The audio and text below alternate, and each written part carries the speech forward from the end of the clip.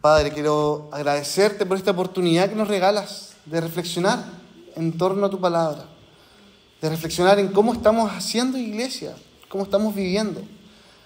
Gracias porque tú nos has escogido desde antes de la creación del mundo y nos has dispuesto que estemos hoy día acá, en esta comunidad, en esta ciudad hermosa de Valparaíso, para poder ser tu pueblo, para poder anunciar tu mensaje. Gracias porque tenemos un propósito, que es llevar tu palabra, llevar tu evangelio hasta los confines de la tierra. Y que tu evangelio vaya moldeando nuestros corazones, nuestra forma de vivir, para ser cada día más como nuestro Señor y Salvador, Jesucristo. Guíanos hoy día en este sermón, manténnos atentos y lo que hablemos sea realmente de edificación para nuestras vidas, para nuestras familias, para toda nuestra comunidad. En Cristo Jesús oramos. Amén. Amén. Entonces, segundo sello, comunidad, es lo que vamos a hablar hoy día. Pero déjame comenzar haciéndote una pregunta personal, una pregunta privada, ¿no? Para ti. Evalúa esto. ¿Cómo es tu familia? ¿Cómo te relacionas con el resto de tu familia? Puede ser tu familia nuclear o la familia extendida, ¿no? ¿Será que has vivido alguna vez tensiones al interior de tu familia? ¿Han existido peleas al interior de tu casa? ¿O con tus primos, con tus tíos? No sé. ¿No? ¿Nadie ha peleado? Bueno, hace algunos días atrás con unos amigos acá de la iglesia reflexionábamos que es fácil, ¿no? Que las familias se desintegren cuando quizás algún ser querido, un abuelo, una abuela fallece. Uno se va desligando de los tíos, los primos, ya no los veis nunca, ¿no? Y como que las familias pierden esa unidad que en algún momento tuvieron, ¿no? Y es típica esa frase, no sé si has escuchado esa frase, que en la mesa no se habla de ¿qué? De política, ni de fútbol, ni de religión. Porque no nos queremos dividir, queremos ser una unidad. Ay, firme. Pero finalmente nos damos cuenta que las familias son frágiles, ¿no? Casi que están construyendo estos palitos de helado. Y si es que uno mete un tema de fútbol, si uno habla algo de política, queda la embarra, ¿no? Vivimos probablemente en esta sociedad actual familias que es uno de los valores más importantes que tenemos, pero frágiles. A veces poco honestas, poco transparentes. ¿Cómo ha sido tu experiencia, no? ¿Cómo es tu familia? Bueno, acá en Valparaíso, déjame decirte que es una de las ciudades o las capitales, más que nada regionales, donde las familias tienen un valor más importante. Y es muy común que los domingos sean domingos familiares. Vamos a juntarnos con los tíos, los primos, vamos a hacer una cena, una comida, vamos a celebrar los cumpleaños, vamos a ir de paseo familiar. La pregunta es cuán sinceras, cuán honestas, cuán fieles son nuestras familias, ¿no? Ahora bien, si eso pasa en este grupo social llamado familia, imagínate lo que pasa con otros grupos sociales, como lo es la iglesia, la comunidad de fieles. ¿Has escuchado alguna vez que han existido divisiones, peleas, conflictos al interior de una comunidad cristiana? ¿Nunca? ¿Han existido tensiones, que el pastor se manda a cambiar con no sé cuántas ovejas? ¿Has escuchado eso, no? Y que viene esta iglesia y dice, no, yo con esta revelación hago una iglesia nueva. Y se separa la iglesia. O que empiezan tantas cosas que ocurren, ¿no? ¿Para qué seguir hablando? Jesús, escuchen bien, Jesús les enseñó a sus discípulos que Él estaba creando una nueva comunidad, ¿no? Una nueva iglesia llena de amor, de alegría, de unidad.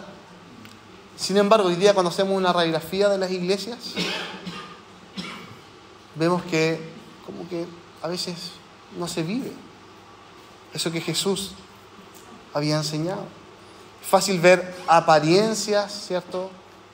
Pseudo comunidades. Y finalmente todo esto trae desapego, deslegitimación, ¿no? Ya como que no le creo a las iglesias, ¿no? Son todas iguales, son igual de hipócritas.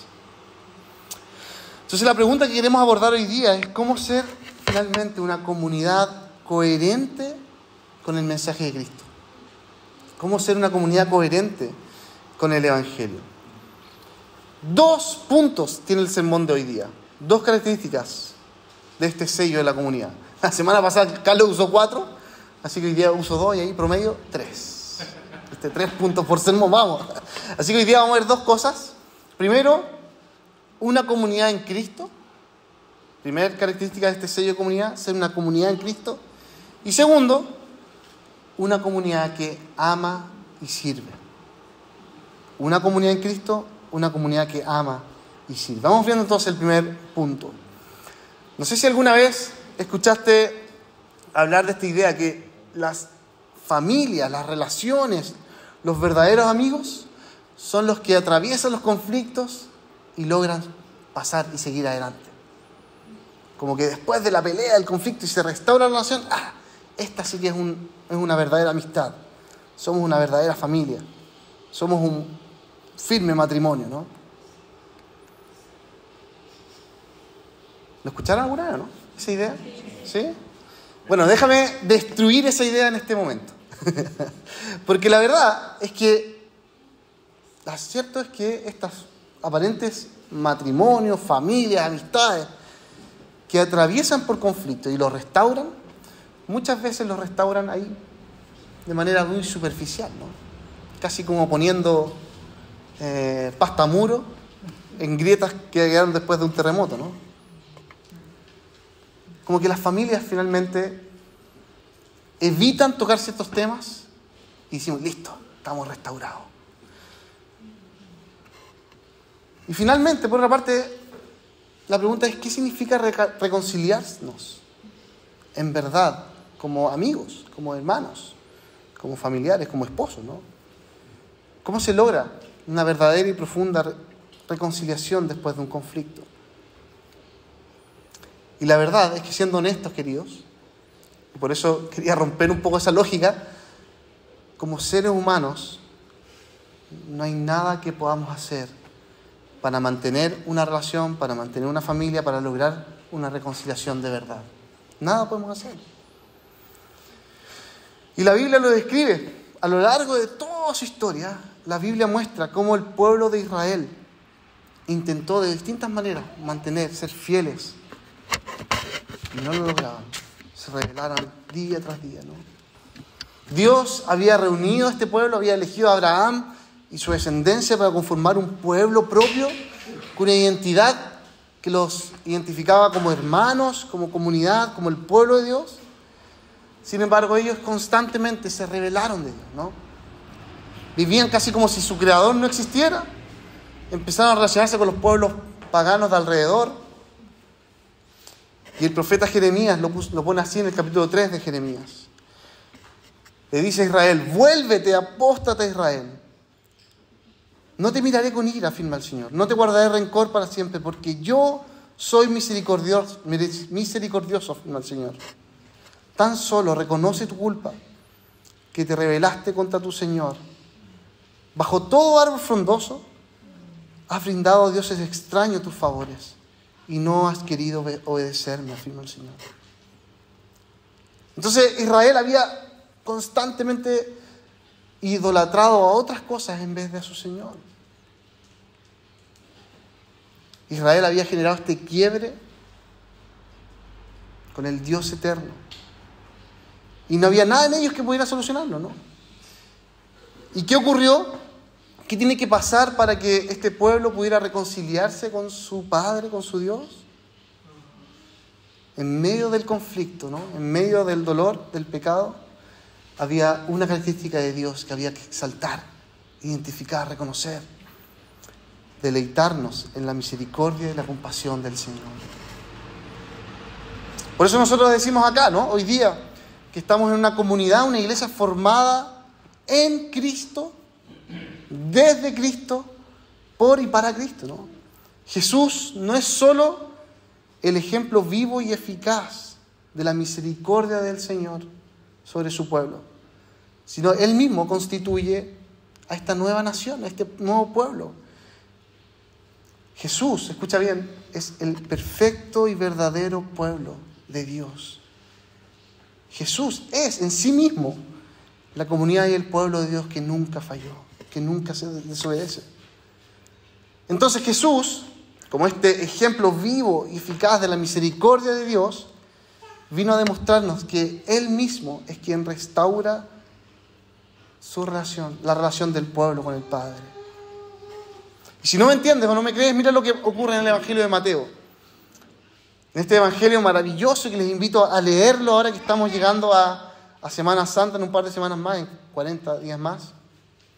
En el Evangelio de Mateo se nos describe claramente cómo Jesús cumple esta imagen del pueblo de Israel perfecto, que logró conseguir lo que Israel nunca hizo, ¿no? Jesús, cuando nació, ¿cierto?, con sus padres, se fue a Egipto, igual que Israel. Salió de Egipto en Mateo capítulo 2. Pasó por las aguas, Mateo número 3, como Egipto, y por el desierto, donde fue tentado a adorar otras cosas delante de Dios. Pero a diferencia de Israel, Jesús se mantuvo firme, sostenido por toda la palabra que sale de la boca de Dios, ¿no? Mateo capítulo 4. Jesús, en la transfiguración, habló con Moisés, con Elías, acerca de su partida. Y literalmente esa partida es Éxodo, ¿no? Y mientras repetía cada uno de los aspectos de la historia de Israel en su propia persona, Él cumplió dos oficios, dos roles importantísimos para la historia de Israel. El rol de rey y el rol de profeta. Jesús fue el rey del linaje de David y el profeta superior al propio Moisés. Y no solo esto, sino que en el clímax de su historia, cuando ya Jesús estaba a punto de entregar su vida, cumplió este rol de gran sumo sacerdote y de cordero pascual sacrificado. Así que cuando Jesús muere en la cruz y su cuerpo es destruido, el templo de Dios es destruido, al tercer día es restaurado y se convirtió en la piedra angular del nuevo pueblo de Dios, del nuevo templo de Dios, de la nueva comunidad. Así que entonces, lo que estamos nosotros haciendo hoy día acá, queridos, es el cumplimiento de la palabra de Dios. En Cristo estamos formando parte del nuevo templo de Dios, de la nueva comunidad de Dios, donde Jesús mismo es la piedra angular. Escucha esto. Al final del día nosotros debemos reconocer que cada uno de nosotros individualmente, pero también en nuestras familias, en nuestras relaciones interpersonales, nos rebelamos de Dios, nos olvidamos del Señor, igual que el pueblo de Israel. No actuamos de la manera que Dios quiere que vivamos. Así que en cierta medida no nos diferencia nada con Israel. Lo único que nos diferencia es que nuestras vidas, que nuestras familias, que esta iglesia es una comunidad que se es formada en Cristo, en la piedra angular que es Jesús. ¿Qué significa todo esto? Pues que tú y yo, queridos, si estamos hoy acá, si nos sentimos parte de esta comunidad, de esta iglesia, debemos poner a Jesús en el centro, ¿no? Nuestras familias, nuestras iglesias, nuestras relaciones, solo encuentran una verdadera restauración en Cristo. La verdadera restauración surge desde Cristo. No de lo que tú puedes lograr con tus habilidades, con tu conocimiento, con tu técnica, sino lo que Él hizo por nosotros. Pero también tenemos una responsabilidad, porque tú y yo mostramos esta comunidad en Cristo, de Cristo, a través de nuestro testimonio, ¿no? Y el gran problema es que muchas veces nuestro testimonio está medio feo, medio hediondo, medio oscuro, ¿no? ¿Qué hace? ¿O qué hacemos cuando alguien de la comunidad, o hasta yo mismo como pastor, nos alejamos del testimonio de Cristo? ¿Qué hacemos? Bueno, lo que nos enseña la Biblia es volver a recordar que Jesús es la piedra angular. Los seres humanos pasamos, ¿no? Los seres humanos nos equivocamos. Matrimonios quiebran, familias se separan por la pérdida de seres queridos, iglesias se rompen, pero Cristo sigue siendo la piedra angular. El apóstol Pedro dijo lo siguiente, ¿no? Cristo es la piedra viva, desechada por los seres humanos, pero escogida y preciosa ante Dios.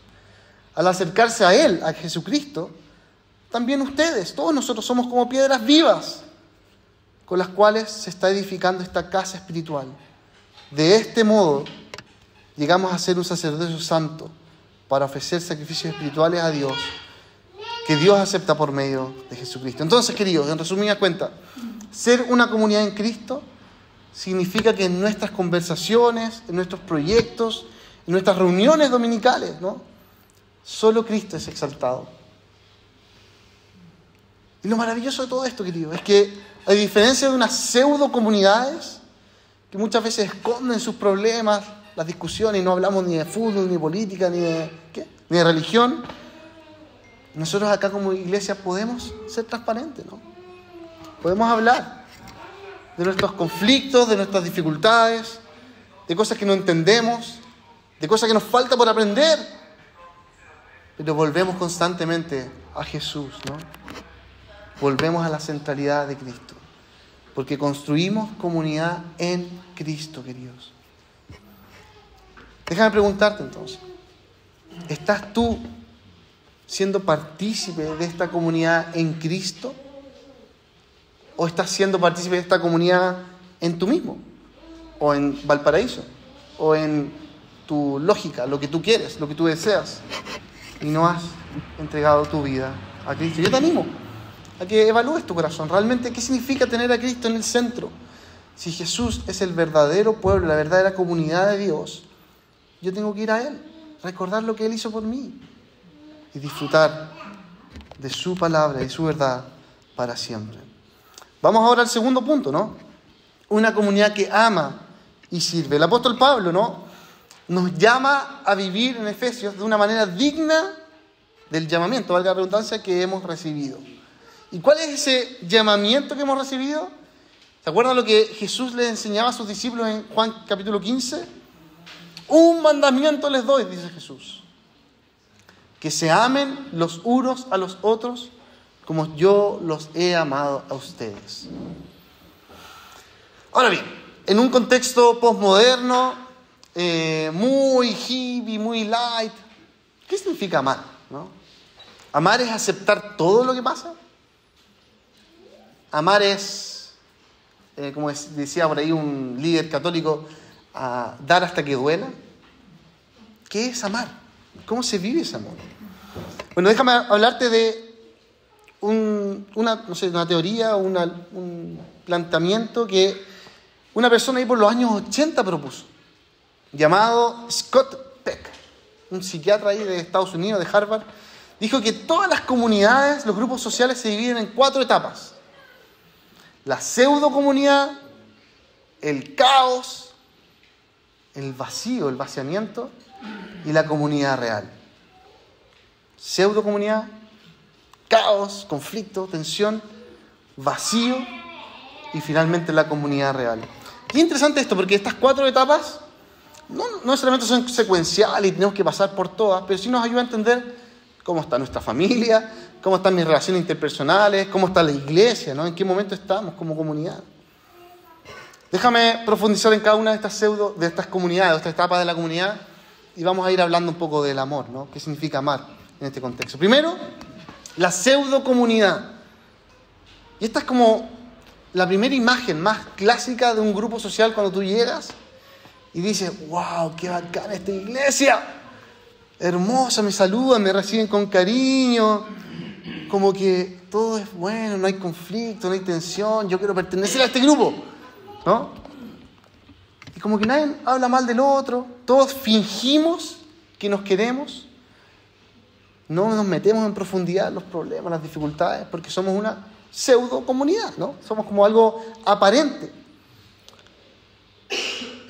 superficial, es netamente informativa, damos información, es extrañamente agradable. Tú dices: ¿por qué esto es como raro que sea tan agradable, no? Y vemos que hay miedo a expresar mis opiniones para no generar tensión. Finalmente es una simulación de comunidad, no es algo real, ¿no? Y el problema es que una comunidad así, una pseudo comunidad, no podemos amarnos de verdad, porque no nos conocemos como somos. O sea, yo te podría, este compadre, lo voy a amar de esta manera, y es como, no me conoces. Y así que una pseudo comunidad es una primera etapa, es muy común y que constantemente podemos caer en eso, ¿no? Vamos a la segunda parte, la segunda etapa, el caos. Este me encanta, ¿no?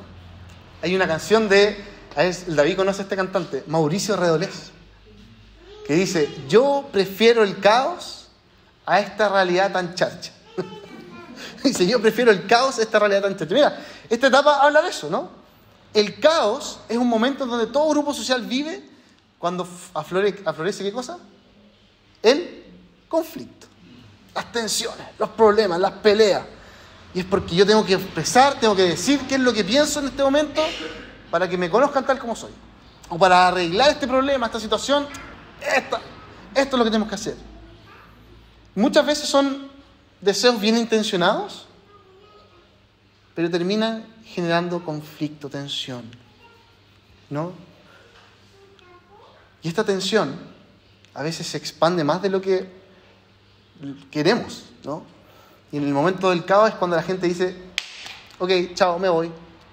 Hasta aquí nomás llego. No quiero, tengo tantos problemas en mi pega, en mi familia. ¿Qué va a estar metiendo en esta situación, no? Y pasa en cualquier grupo social. Las juntas de vecinos, en los ambientes laborales, en las familias. El caos, ¿no? ¿Qué significa amar en el momento del caos? ¿Cómo voy a amar, no? Por ejemplo, pensemos el caos que hubo en Chile el año 2019, ¿se acuerdan? El estallido social. Y es interesante esa imagen porque es como que Chile venía siendo un país muy tranquilo, más allá de los terremotos y algunas que otras cosas, pero el 2019 como que ¡wow! Teníamos guardado todas estas cosas, ¿no? Y la gente bajando de los cerros y saqueos y problemas y destruyendo los metros. ¿Qué pasó acá? ¿No? ¿Será que ese momento de caos expresó realmente ese deseo de decir: ya, dejemos de ser un pseudo país y pasemos a ser el Chile de verdad, ¿no? Y algunos dijeron: listo, chao, me voy, Chile se echó a perder, me voy para otra parte.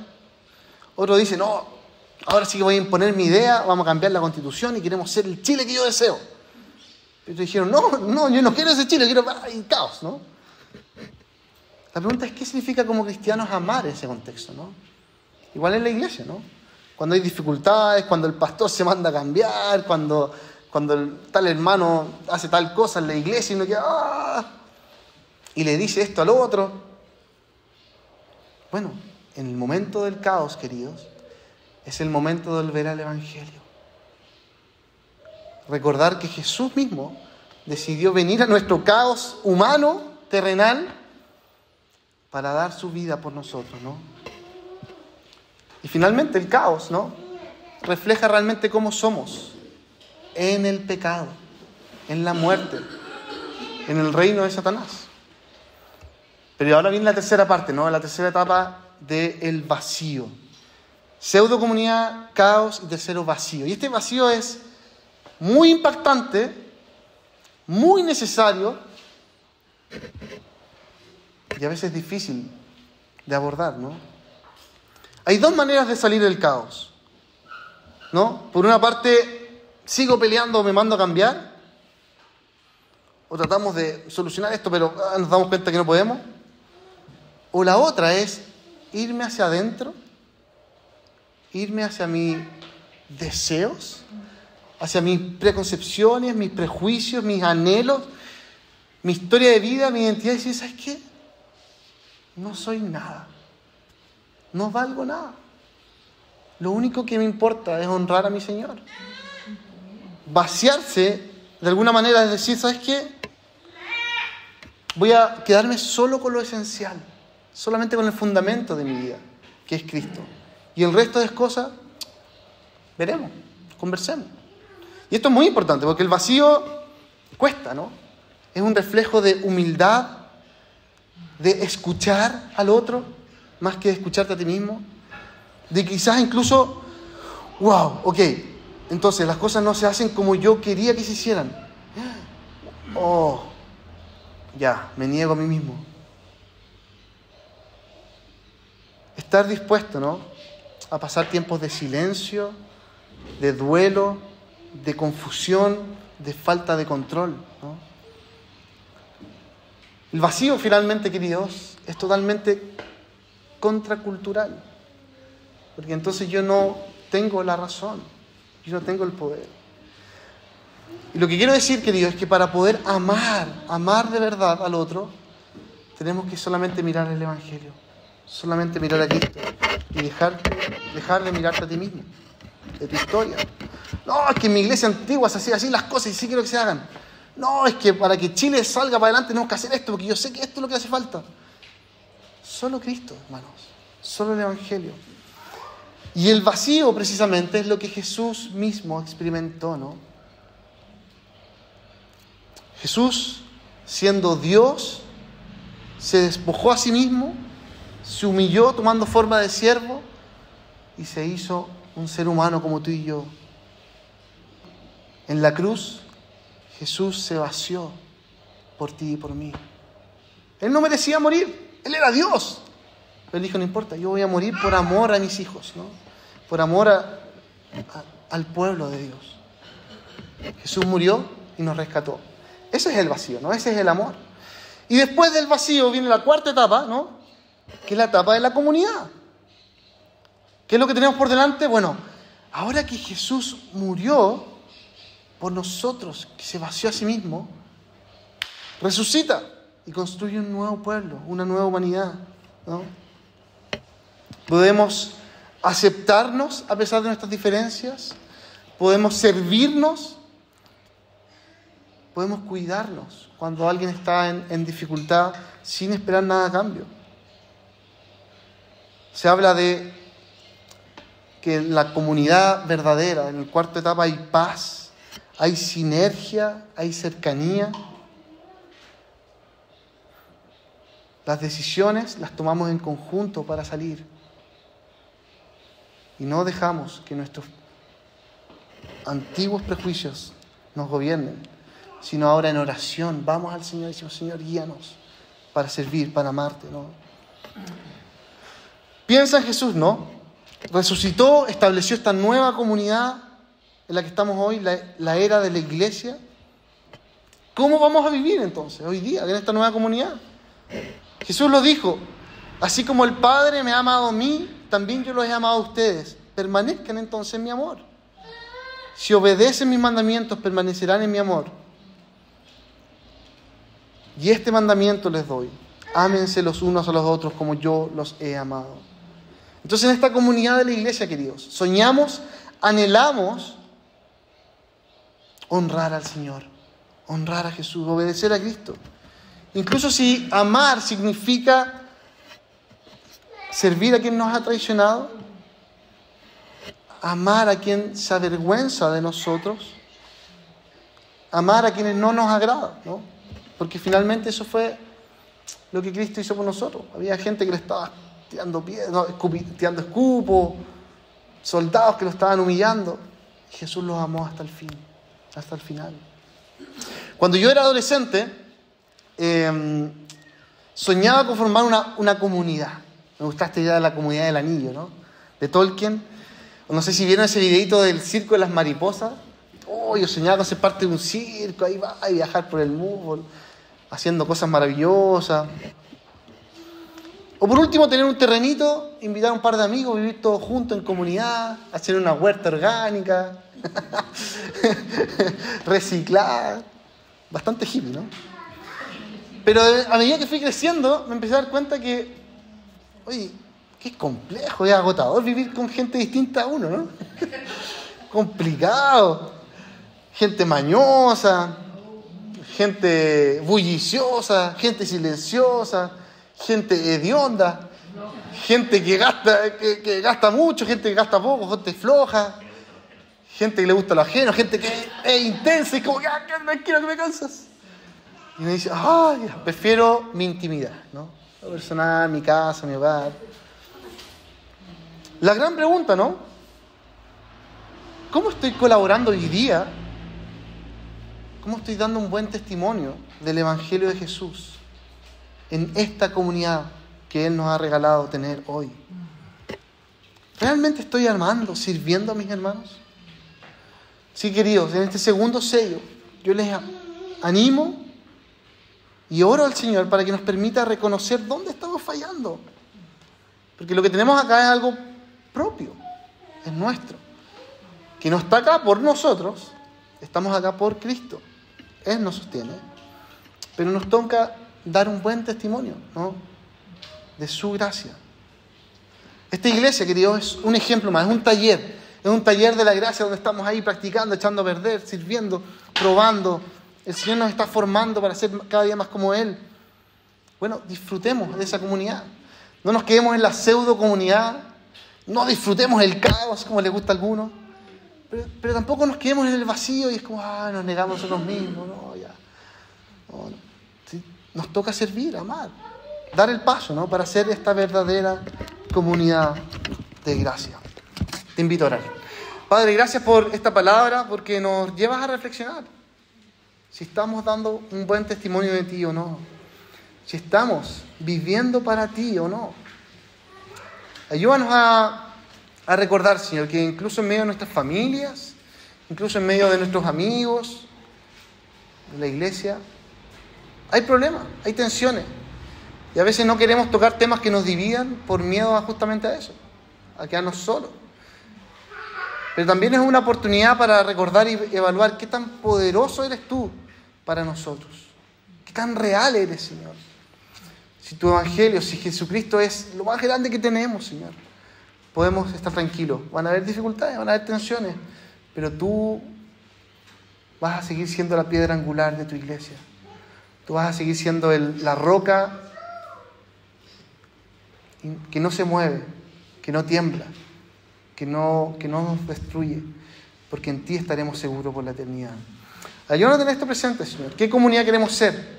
Una comunidad del Evangelio, una comunidad de la gracia, una comunidad que defiende tu mensaje, tu verdad, y que ama y sirve a todos quienes nos rodean, Padre.